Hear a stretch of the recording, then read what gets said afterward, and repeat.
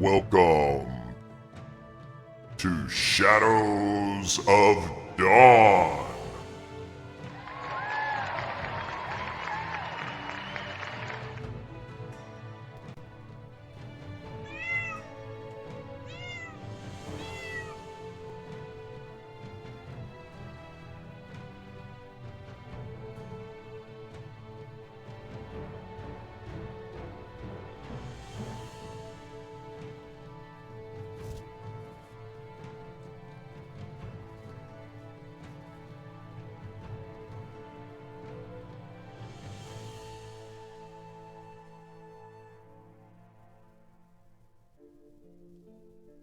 Welcome. We're gonna give this one little shot. We had a little sound issue at the end of the last one, so we're gonna go over this again. This is a D&D Beyond tutorial on cart and wagon capacity and how to set that up in D&D Beyond.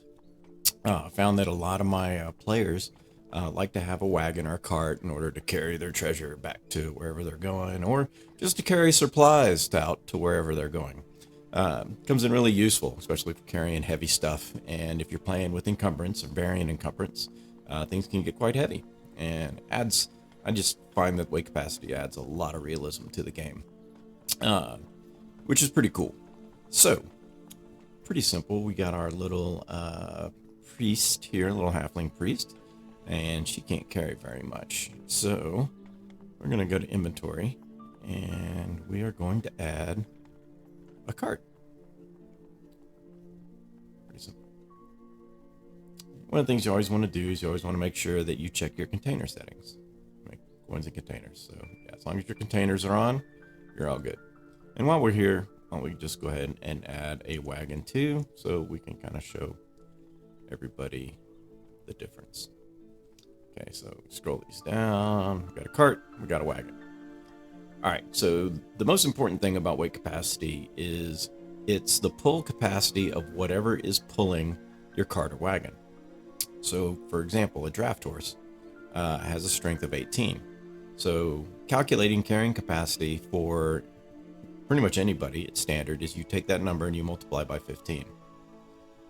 Okay, now beasts can pull 5 times their carry capacity, which is, a lot different than humanoids.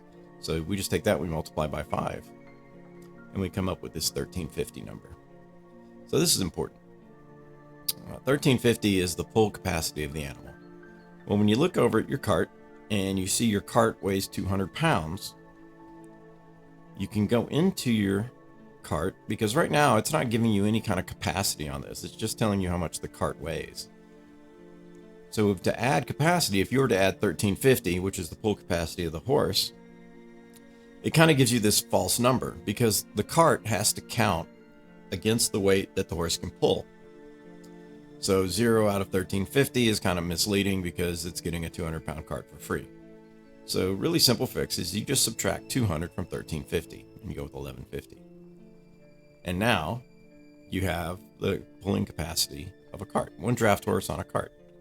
And to make it even more clear, you can just make a little note.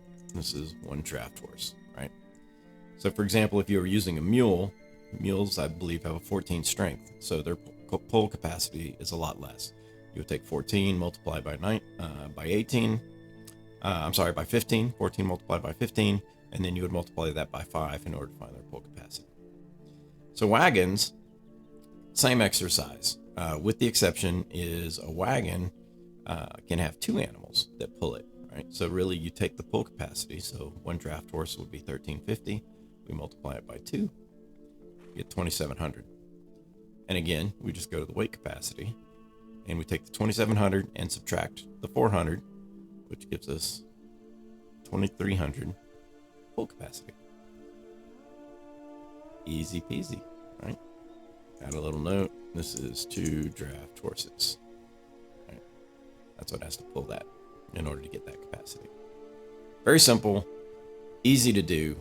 Once you have this set up in D&D Beyond, you can now play with weight rules. I find as a DM, making coins, more realistic, right? There's a lot of copper pieces out there. Like there's a lot of pennies, there's a lot of nickels, dimes. So they can find hordes of copper, which, in total, it's not, maybe it's worth as much. I mean, when they're new, it's definitely worth a lot, but they got to get it back to town. And, it's one little sack or bag isn't going to do it. And if you are playing with capacities, pay a lot of attention to the weight capacity, not so much the space. I find containers run out of weight capacity before they run out of space, with the exception of like the portable hull. That's like the only exception out there. And so it's pretty cool. Adds a lot of realism. Hope you like it. Thanks for joining us on this tutorial, and we'll have more, and stick with us. Thanks for watching Shadows of Dawn.